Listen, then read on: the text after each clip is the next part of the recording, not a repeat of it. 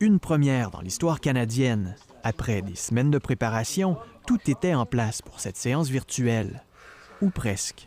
Je vois au bas de mon écran que nous sommes présentement 297 et en soi, c'est la preuve que le Parlement virtuel est un succès. Non sans quelques petits pépins techniques qui rappellent les vidéoconférences de famille. Votre sourdine est allumée.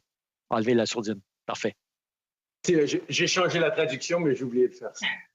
Depuis 2015, notre Des gouvernement... députés qui apparaissent sans le vouloir et un téléphone qui sonne. Le fait que... Bougez pas, j'ai quelque chose qui sonne. Mais... L'interprétation simultanée était aussi un défi. OK, Mme Normandin, une question. Est-ce que vous êtes sur le canal français ou le canal anglais ou... J'ai mis la traduction à off. Et parfois, la connexion Internet n'était pas adéquate.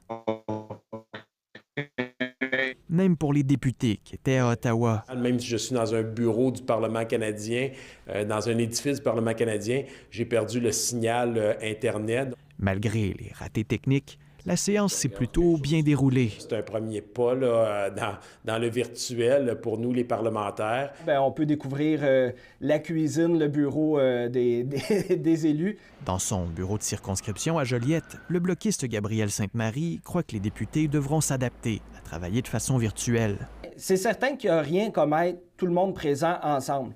Sauf qu'en même temps, c'est certain que la priorité, là, c'est la santé puis les mesures sanitaires. C'est le meilleur compromis qu'on pouvait avoir. Les députés vont revenir à la Chambre des communes demain pour siéger physiquement, mais en groupe réduit.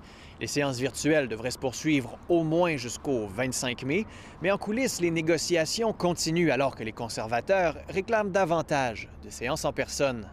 Ici Philippe Vincent Foisy, Radio-Canada, Ottawa.